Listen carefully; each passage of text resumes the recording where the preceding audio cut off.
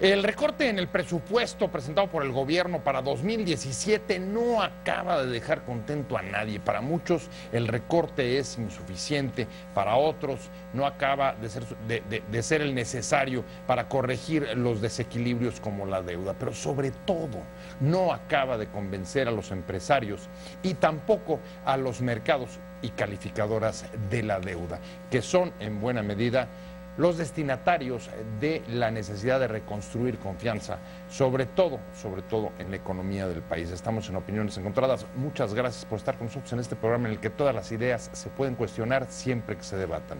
Le dejo mi Twitter, José Buendía MX, y acompáñenme a ver algunos datos de contexto para regresar aquí a nuestro foro a tener un debate con un legislador de Morena y con un representante, con un director de una organización de la sociedad civil que se dedica a eso, a analizar el presupuesto, y nos trae datos interesantes. El presupuesto de 2017 enterró definitivamente la promesa de alcanzar tasas de crecimiento de hasta 5% hacia el final del sexenio por el efecto de las reformas. Se trata de un presupuesto austero y marcado por los recortes para tratar de corregir el aumento de la deuda fuera de los límites de control. Programas estrella del gobierno federal, como el de prevención del delito, fueron eliminados, y destaca también un fuerte recorte al Fondo de Capitalidad para la Ciudad de México, que ha levantado el rechazo de las autoridades locales. El presupuesto llega acompañado otra vez de una rebaja en las expectativas de crecimiento y se suma a la disminución de recursos que se anunció el año anterior, aunque en la práctica no se llevaron a cabo. El recorte por unos 239,000 millones de pesos pretende mandar un mensaje de tranquilidad y recobrar la confianza de las calificadoras internacionales de deuda sobre los esfuerzos del gobierno para contener el aumento de la deuda, aunque los empresarios consideran que el monto es insuficiente. Pero ni el ofrecimiento de alcanzar un superávit primario por primera vez en 8 años, ni las advertencias de que las tijeras no pueden cortar más programas, convence por completo a las calificadoras como Standard & Poor's, que desestimó el esfuerzo. Posiciones. 1. El recorte es el adecuado y será muy complicado hallar espacios de ajuste adicionales, aseguró José Antonio Meade, secretario de Hacienda. Es una señal de buen balance, en cuanto encuentro algunas voces que dicen que el recorte fue excesivo y algunos que se encuentran que no fue suficiente, lo que quiere decir que el recorte fue suficiente. 2. Marco Cortés, coordinador de los diputados panistas, señaló que les preocupa cómo se van a aplicar los recortes, ya que hay una baja de recursos a secretarías en las que se generan proyectos de inversión. Miguel Ángel Mancera dijo que se cancelaron recursos para el Fondo de Capitalidad e indicó que los defenderá. 3. La deuda como proporción del PIB aumentará casi 3 puntos base a cerca del 53% del PIB a finales de 2017. Esta cifra no incluye la deuda de los estados y municipios, que es de prácticamente 3 puntos del PIB. Es decir, a finales del 2017, si no hacemos mayores ahorros, tendremos una deuda de 55% con respecto al PIB, alertó el Consejo Coordinador Empresarial. Así que sostuvo que la única posibilidad para que la deuda no suba hasta ese nivel es llevar a cabo una reducción adicional a los programas no prioritarios, alrededor de 220,000 millones de pesos adicionales, agregó. 4. Hoy es el momento de discutirlo en el Congreso. Esperamos que todavía podamos dar un avance más en el ahorro que requerimos. Debe analizar todas las oportunidades que tenemos para reducir aún más el gasto, expuso Juan Pablo Castañón, presidente del Consejo Coordinador Empresarial. Arrancamos con Opiniones Encontradas. Muchas gracias por estar con nosotros. Vamos a entrarle a un tema que a usted le importa, y es el tema del presupuesto, el recorte presupuestal, cómo se va a repartir, quiénes ganan, quiénes pierden, y sobre todo, para qué nos va a servir en función de la necesidad, pues quizá la más importante, de ahuyentar una crisis de fin de sexenio, que es, digamos, el fantasma que recorre los términos de las administraciones en el país, y que por el crecimiento de la deuda en este caso ha vuelto por ahí a deambular. Muchas gracias a Vidal Llarenas, diputado de Morena, que esté hoy con nosotros. Vidal, gracias. Un placer tenerte aquí como siempre, y Héctor Villarreal, director del CIEP y profesor de la Escuela de Gobierno del TEC. Ya me dijeron que si no digo completo, luego hay bronca. Cierto. Ahorita si quieres vamos a empezar contigo porque traes datos, porque además andas preocupado, Héctor, y quizá la primera pregunta es si los datos que traes sobre el análisis del presupuesto dan para ahuyentar una crisis sexenal? Digo, ya por cierto, todo el mundo habría que entrar a la página del CIEP y ver los comparativos del presupuesto que acaban de sacar ellos. Bueno, tú los estuviste tuiteando. Yo lo estoy tuiteando, sí, pero sí, Dijiste, además, te elogiaron, te dijeron que eran el mejor... Sí. La mejor análisis y síntesis, ¿no? Pues sobre todo porque es independiente, porque si uno se mete a los de la Cámara y todos, pues es más complicado. Están más ahí sesgados. Traen sus de ladito. Es lo bueno de estar entre amigos. A ver, lo claro es que el crecimiento del 5%, adiós, eso se acabó. La promesa esa no va a funcionar y tampoco pues vamos a tener un fin de sexenio alegre.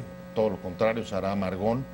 Pero la pregunta es, ¿los datos que tú traes dan tal como está propuesto el presupuesto para alejar una crisis de fin de sexenio o no? Fíjate que, Pepe, la pregunta, muchas gracias por la invitación, la pregunta es muy buena. Nosotros no vemos elementos para presagiar una crisis macroeconómica. Es decir, el país todavía tiene salvaguardas y creo que no debería de ser, al menos en los siguientes años, la preocupación. Lo que vemos es un gobierno que está amarrado de manos.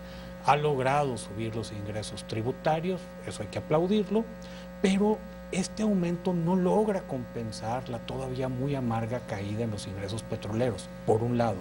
Y tenemos una serie de gastos, si quieres ahorita a través del programa platicamos de eso, que ya se esperaba, y lo platicaba antes de entrar al programa con el diputado, ya se esperaba que subieran mucho, pero ahorita están en niveles que prácticamente dejan sin margen de maniobra al gobierno. Y esa es la realidad en la que llega este paquete económico y probablemente el siguiente. ¿Pero cuál es la calificación? ¿El gobierno atado, gobierno paralizado, gobierno a la baja? Con muy bajo crecimiento. Sí, ¿por qué tenemos una relación PIB-deuda tan alta? Que no es tan alta, pero ha crecido, sí, de manera muy rápida y que nos tiene problemas. Bueno, en parte porque no crecimos, ¿no? Claro, es decir, o sea, la relación es alta pues porque el número de abajo no creció. Sucesivas revisiones de los pronósticos siempre a la baja. En los últimos Cuando se tomó deuda en 2008, 2009 se decía, bueno, me iba a crecer 3, 4% en algún momento. Eso no ha sucedido. Lo peor es que las calificadoras dicen que no va a suceder. Lo que dice Standard & Poor's es México ya no va a crecer. Es decir, las famosas reformas pues ya pronto no van a dar crecimiento. La reforma fiscal dio relativamente poco. Más o menos el incremento en gasolinas no es muy distinto al de toda la reforma. Y alguna parte pues sí fue reflexiva porque fue al consumo. La calidad del gasto ha sido muy malo también. No solo porque gastamos poco en inversión. Este presupuesto tiene 26% menos de inversión física que el del año pasado, que ya era muy bajo. Tenemos uno de los niveles de inversión más bajos pues de la historia del país, 3 puntos del PIB, alguna cosa por el estilo, ¿no? Bueno, y la privada estamos hablando de niveles del siglo pasado. O de la Guerra Mundial, por ejemplo. Habría que irse a momentos de la Guerra Mundial para poder encontrar estos niveles de inversión 46, pública. Sí. Entonces, es decir, el gobierno no invierte en infraestructura y el resto del gasto pues tampoco es un gasto de buena calidad en los servicios públicos, ¿no? Entonces nos endeudamos cuando el precio del petróleo estaba alto. El país no creció. Sí hubo reformas fiscales, pero estas no han dado pues mucho. Tuvieron algunos elementos recesivos. Todo esto en conjunto, además el gobierno no ha cumplido en cosas que ha dicho, ¿no? O sea, se supone que cuando tomaba deuda, eventualmente iba a reducir el déficit. No sucedió. Es más, en ocasiones el déficit fue incluso mayor al propio autorizado por el Ejecutivo. Entonces también hay una crisis de credibilidad. Durante el año pasado, por ejemplo, y antepasado, el gobierno tuvo dinero en exceso. Tuvo alrededor de 200,000 millones de pesos en los últimos años. Que en los últimos dos, la mayor parte fue a los fondos de pensiones de Pemex y CFE derivados de la reforma. Básicamente ahí fue el ingreso adicional. Crisis de credibilidad, y creo que en buena medida lo que busca el presupuesto es recuperar expectativas, credibilidad, confianza de los mercados, sobre todo de las calificadoras, sobre la calificación de la deuda mexicana. Pero lo decía Vidal hace un momento, Héctor, y la lógica de Standard, yo venía oyendo al de Standard hace un momento, y es muy simple, dice, bueno, con una perspectiva de crecimiento, porque todos son pronósticos, de 2.5, pues igual jala. Pero si no son 2.5 y revisamos la tasa de crecimiento del país y finalmente el resultado es 2.1, entonces este presupuesto no jala. Porque este presupuesto fue 3.5 y va a quedar en 2. ¿no? Exacto. O sea, bajar el proceso de crecimiento en México ya es un deporte. Cada 3 meses el subsecretario de Hacienda sale a bajar el proceso de crecimiento desde hace varios años. Como cuando ibas ahí poniendo la palitos y rayitas. Palitos, ya tiene que salir, ya no el subsecretario Portela, porque ya no está, pero salía cada 3 meses a bajar el pronóstico de crecimiento. Es posible que podamos tener, digamos, ese escenario también, 17, una reducción de la tasa de crecimiento respecto de la pronosticada en el presupuesto, y entonces sí, pues el recorte no te alcanza. Pudiera ocurrir, y ahí tendríamos que ver qué sucede y qué acciones tomaría el gobierno. Mira, yo quisiera dar unos datos, Pepe, para cuando decíamos que esta reducción de margen, para empezar, las pensiones. Estos 720,000 millones de pesos que estima gastar el gobierno en pensiones durante el año equivale a 90% de la recaudación del IVA. Pero en un par de años, el gasto en pensiones del gobierno va a ser mayor o igual de todo lo que se recauda por IVA. Entonces, o sea, todo el IVA se te va a gasto en directamente a pagar pensiones. Me voy que y son luego, como ¿cuánto? 15% del presupuesto. ¿Cuánto representan? Más o menos, como sí, o sea, porque estás hablando de 720,000 millones de pesos. Entonces sí sería como ese 15% del presupuesto. Pero siguen las cosas. Ahora piensa en tu servicio de la deuda. Tu servicio de la deuda quedó en 2.8 del PIB. Entonces, imagínate que tú separaras los ingresos tributarios en 3 grupos. ISR, que creció, pero que con todo este crecimiento se estima recaudar alrededor de 7 puntos PIB, sobresaliente para la historia que habíamos tenido, pero 7 puntos PIB. De IVA se espera por ahí de 3.9 y te queda el resto también de tus es alto, ingresos. históricamente, ¿no? Entre 5 normalmente, ¿no? Subió luego un poquito y se quedó. Y te quedan el resto de tus ingresos tributarios. Voy a quitar los petroleros por un momento. Bueno, si tú te vas al servicio de la deuda, que se espera para este año en 2.8 del PIB, es mayor que el resto de los ingresos tributarios, quitando IVA e ISR. Entonces, ya comprometiste IVA, ya comprometiste el resto de los ingresos tributarios y el gasto federalizado son 7.2 del PIB. Te comes todo tu ISR. Ok. ¿Qué margen de maniobra le queda al ¿Y el gobierno? resto de los ingresos que te quedan qué es? ¿Lo que entre por turismo? ¿Lo que entre por ingresos petroleros? remesas? No, ya nos estamos los considerando. petroleros, Punto y medio. Fondo petrolero. Uno y medio del PIB.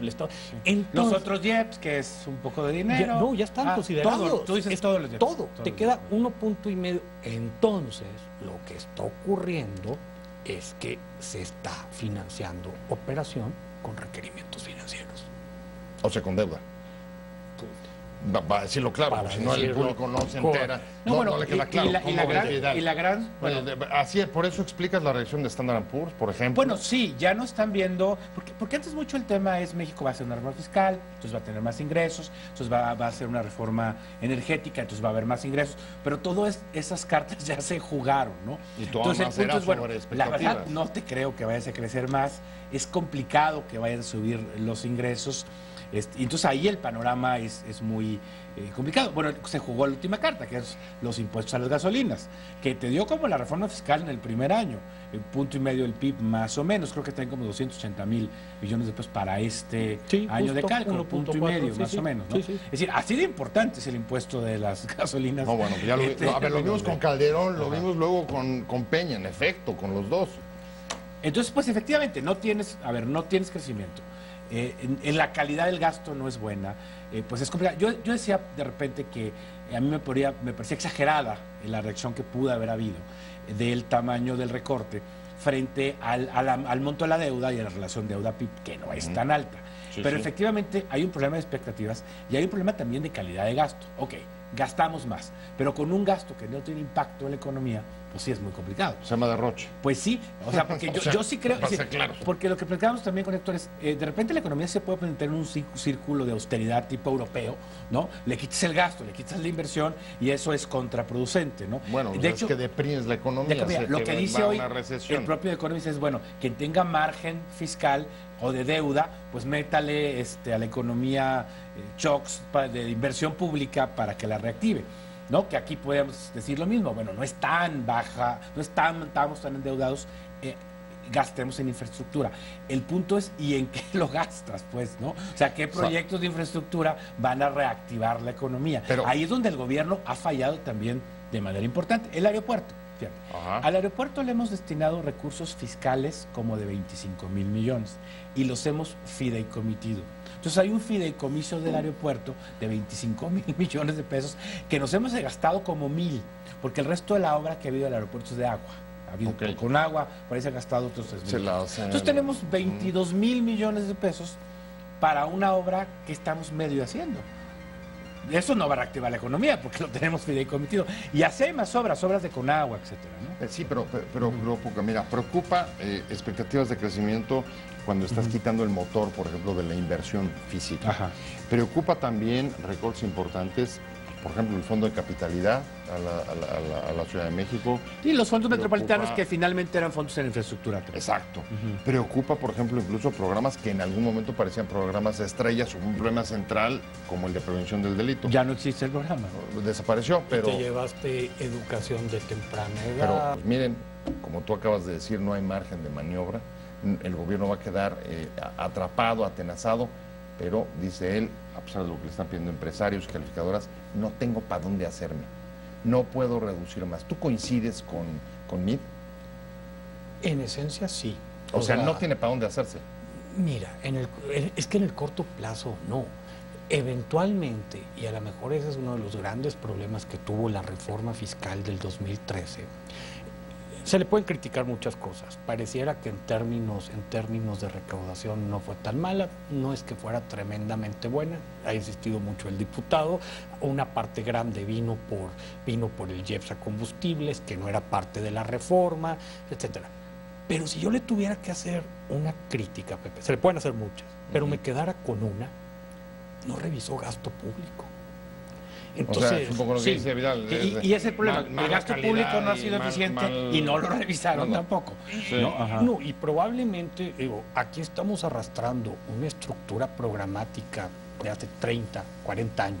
Muchas cosas que han sido parche sobre parche. Entonces, parchada. Si tú eres secretario de Hacienda y te dicen, arréglame esto de la noche a la mañana, obviamente no se puede. Bueno, quizá eso... Como que es algo que nunca se tomó serio Hacienda, ¿no? Esto del presupuesto basado en resultados.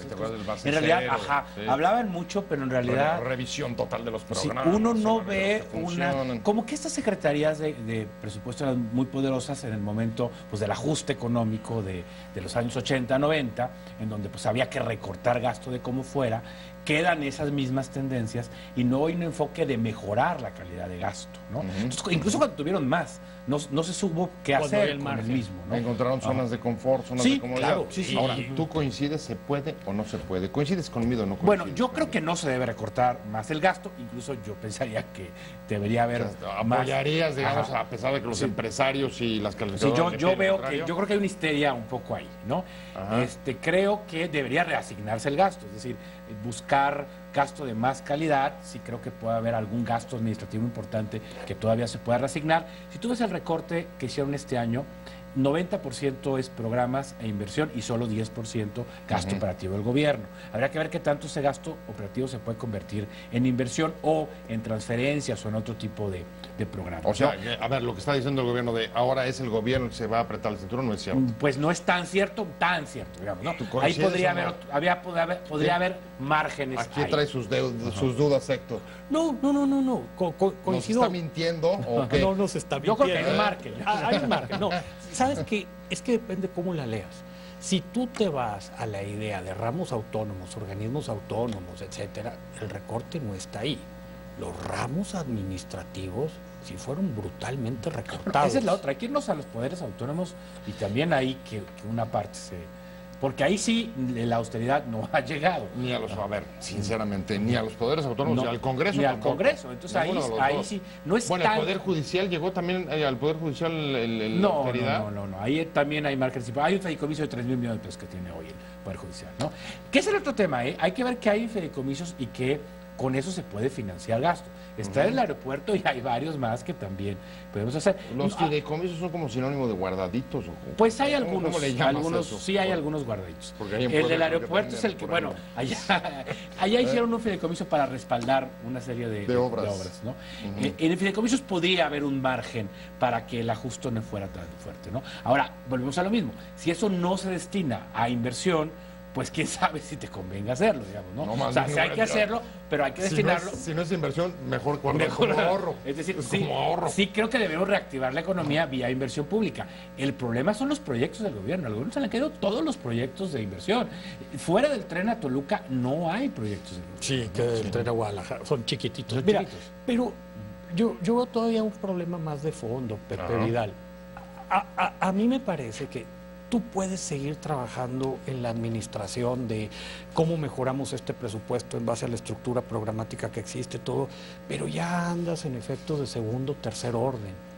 No nos vamos a salvar eventualmente en este país de algo mucho más de fondo, una reforma de gasto siglo XXI donde nos pongamos de acuerdo en qué queremos gastar como mexicanos. Bueno, a ver, Y en eso lo planteamos desde el principio del sexenio pasado y no pasó, ¿no? Desde con Calderón se está hablando de presupuesto basado en resultados, de indicadores, hay evaluaciones buenas, pero esas evaluaciones no se están usando para el gasto.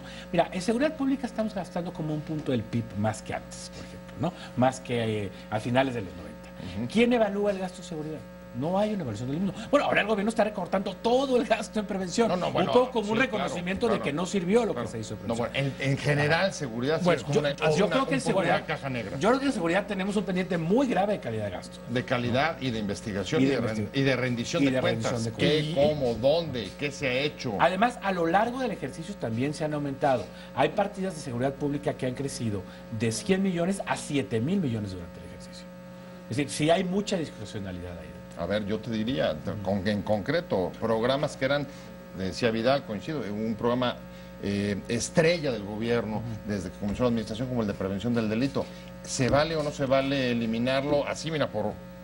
Pero cuando menos Yo nos creo tienen que que cuando menos tienen que decir que van a hacer de prevención de delito, o no se va a hacer nada. Bueno, primero o te lo tendrán que haber explicado. Explicado, Sales claro y que te dices, ahora la política de seguridad será por aquí, yo porque por tanto veo- desaparece este. Pero Yo veo el problema un poco diferente, Pepe. A ver, es vienes, que a quién le vienes. cortaron, pues a quien se deja. Un programa de prevención tiene la gran ventaja desde el punto de vista de las tijeras que no tiene beneficiarios específicos. Entonces es mucho más fácil eso que donde tienes un padrón de no beneficiarios. las alcanzó a tener ya, comenzaban a tener. No, exacto. Pero todavía no las por tienen. la misma estructura que tienes. Ahora, yo... O sea, quieres decir, hay menos gente con nombre y apellido que reclame. Sí, claro. Ese es Claro. el tema. No, y como esa es la tragedia de la infraestructura. O sea, es mucho más fácil cortar ese tipo de programas. El problema Pero aquí, a ver, otros problemas son lo mismo, son visiones en todo caso burocráticas. Ajá. yo creo que ahorita son Y del gasto público está dando pues más resultados y hay que invertirle. Programas de campo también. Sí, yo creo que el peor gasto que tenemos en México sí es en campo. que se recortó Ahí está. mucho en este Que se recortó. presupuesto. Tengo que irme. Estamos hablando del presupuesto 2017, un año amargo y quién sabe cómo será el siguiente, sobre todo por las expectativas y pues las dificultades que venimos experimentando de crecimiento en el país. Estamos hablando con Vidal Llarenas, diputado de Morena, y con Héctor Villarreal, director del CIESP. Y un punto importante, Vidal, es el tema Pemex. Hablando de ingresos, lo tocaba, hacía su desglose Héctor hace rato, y veía pues que no acababa de cuadrar bien, incluso sumando incluso reconociendo el incremento de los ingresos de impuestos, pero Pemex es un tema que preocupa. Buena parte del recorte le está pegando a Pemex. Eso Bueno, ya hay es una preocupación sobre la película deuda. ¿Adecuada o no? Y, a ver, la plataforma petrolera ahorita es que 1.9, ¿no? Ujú. La estima para el año Y estaba que 2.2, una cosa. O sea, aparte de los problemas de los de ingresos del país, La pues caída de la tiene que ver plataforma. que la plataforma. O sea, cayó el precio, Ujú. pero pues también cayó la plataforma. Entonces ahí creo que pues sí estaba habiendo un problema que estaba pegando las finanzas públicas. Creo que en general hubo un momento de sobrevender la reforma energética, que fue la que en esto. En otros temas, por ejemplo, el subsidio a CFE también subió de de 30,000 millones como 40 y tantos mil, por ejemplo, ¿no? Y en la parte de incentivos fiscales hay uno interesante ahí de innovación tecnológica, pero también los incentivos son a la parte energética, es decir, como no está jalando el asunto, pues ya estamos generando un régimen especial en ese tema, ¿no? ¿Cómo ves? ¿Es correcto el tratamiento de Pemex? Digo, porque me preocupa, baja la inversión del bueno, gobierno, baja lleva Pemex. 2 años bajando. Bueno, ¿y cómo vamos a sostener o lograr recuperar el crecimiento hacia adelante? Solamente logrando lo del déficit primario y teniendo tranquilas a las calificadoras. No, bueno, Eso va a estabilizar, pero no generar crecimiento. Pues es que ese es el problema, porque Es lo que va luego a si no pasar. tienes Ajá. crecimiento, entonces vas a tener que volver a pedir deuda pero las- hay un límite. Ajá. Yo creo que el problema de Pemex depende cómo lo quieras pensar. Ujú. O sea, si estamos tratando de imaginar una época como esto que se vivió en el 2013, 2014, que llegaban carretillas del dinero provenientes del petróleo, pues probablemente eso nunca vaya a volver No, a ocurrir vaya, en la eso historia. ya. Entonces, pero eso Si ya no va a haber petróleo de $100, ¿no? no lo va a haber ni Se costos de, acabó. ni costos de Difícilmente. extracción ¿Quién sabe tan cuánto bajos tiempo? Tan como bajos, Cantarell, sí, ni sí. no, pero eso yo creo que eso es una realidad que ya se fue. O sea, el país rentista se acabó. Pues a lo mejor encontrar En buena medida. Perdón que lo diga así de otra fuerte, pero cosa. pero como que Hay una gran capacidad del país de minería, generar oro rentas. o plata. Ajá. Y- Monopolios. pero fíjate, yo creo, Pepe, que también parte del problema, Pepe Vidal, es pensar a Pemex como sinónimo de la renta petrolera. Pues Pemex es una empresa productiva del Estado que yo creo que tiene capacidad para salir a flote, pero en un modelo muy diferente a lo que fue el Pemex de la década anterior.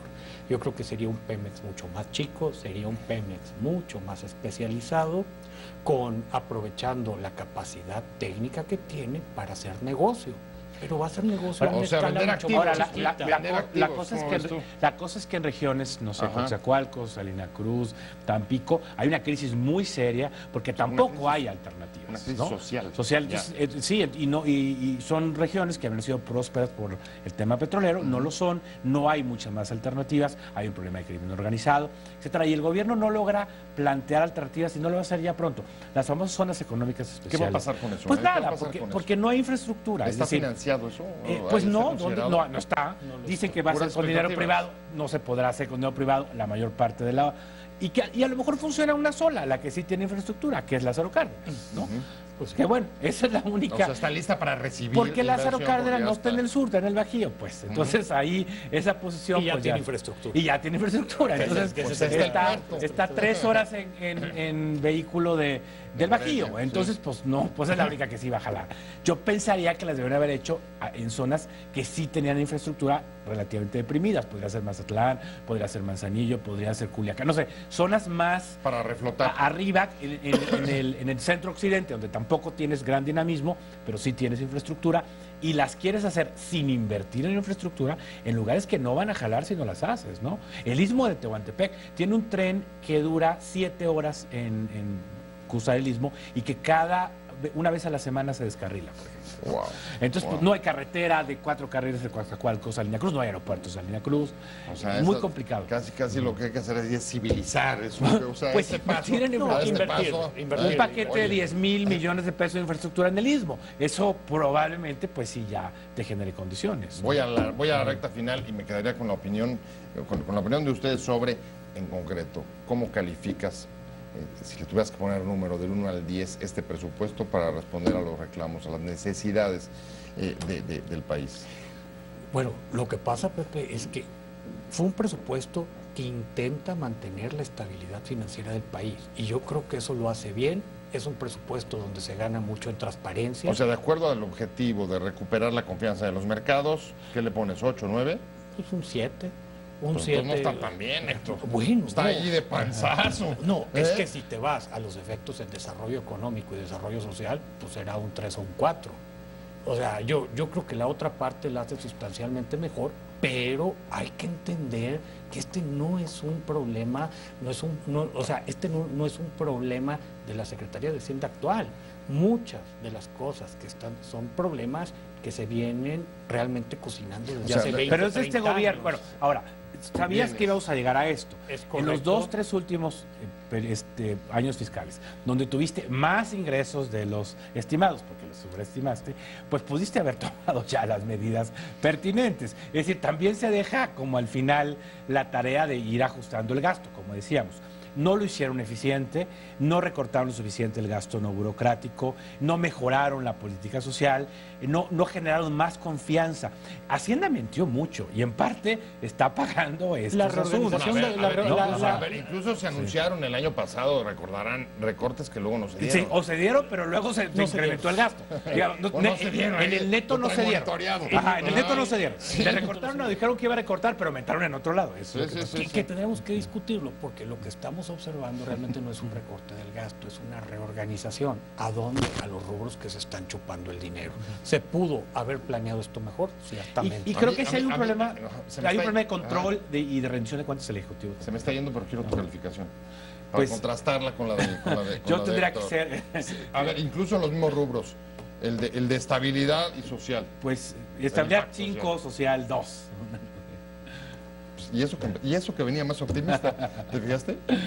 No, mira, empezó más optimista. Yo creo que la preocupación del gobierno es, pues, estabilidad, aunque no haya crecimiento, aunque haya déficits sociales muy grandes, aunque no haya infraestructura, ¿no?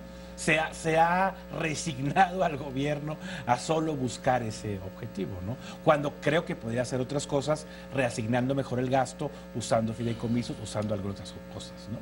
¿Cómo ves? ¿Coincides? O sea, que el asunto es sobre todo ese, una mala reasignación. Yo creo que en este periodo de tiempo no les daba ya para cambiar el gasto. Se tuvo que haber hecho antes. Creo que ahorita se trata de tener un aterrizaje de fin de sexenio que no ponga en riesgo las variables macroeconómicas y creo, como lo hemos dicho antes en tu programa, que no nos salvamos de ir a una gran discusión de una reforma fiscal, que ojalá se dé de la mano de un consejo fiscal.